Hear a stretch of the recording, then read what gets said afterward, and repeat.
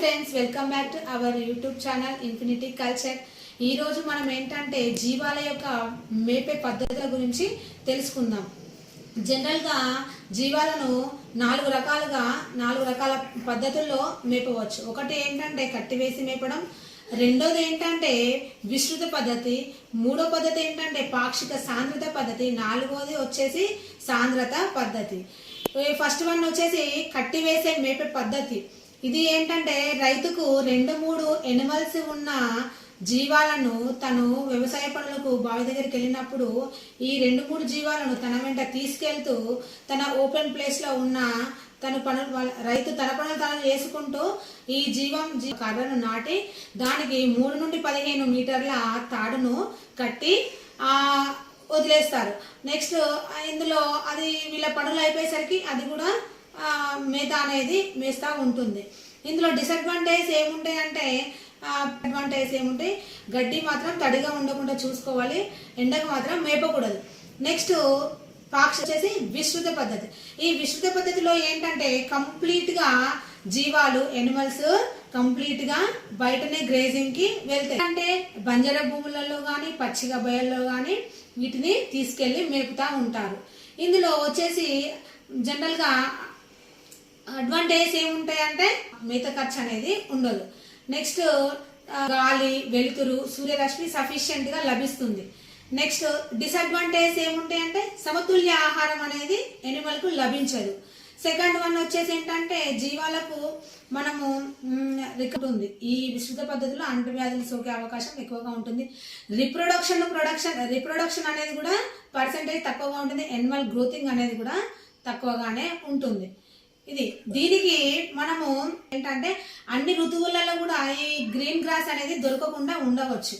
Next దీనికి alternate గా మనం ఏం చేయాలి? ఋతువులలో ఇప్పుడు వర్షాకాలం, ఎండాకాలం, చలికాలం వచ్చినప్పుడు దొరకని పరిస్థితుల్లో మనం ఆల్టర్నేట్ గా ఏం చేయాలంటే మనము సుగబుల్ లాంటి, అవిస లాంటి, మన కోఫోర్ లాంటి గ్రాసును పెంచుకొని ఇలాంటి క్లిష్ట పరిస్థితుల్లో మనము వాటిని ఫాడర్ని యూజ్ చేసుకుంటే మంచి రిజల్ట్ అనేది ఉంటుంది.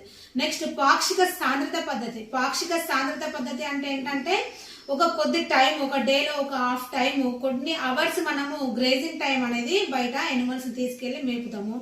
తర్వాత షెడ్లోకి వచ్చిన తర్వాత మనము దానికి సరైన క్వాంటిటీలో ఫాడర్ కానీ ఫీడ్ కానీ అందిస్తూ ఉంటాం. ఇంటికి వచ్చిన తర్వాత దానికి ఏముంటాయి అంటే కొంచెం ఖర్చుతో కూడుకున్నది.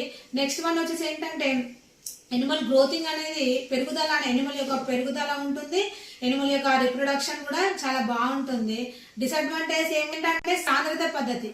ఈ సాంద్రత పద్ధతి ఏంటంటే కంప్లీట్ గా ఎనిమల్ అనేది ఫామ్ లోపలనే ఉంటుంది. గ్రేజింగ్ విధానం అనేది ఫామ్ లోపలే ఉంటుంది. 100% ఫామ్ లోపలనే ఉంటుంది.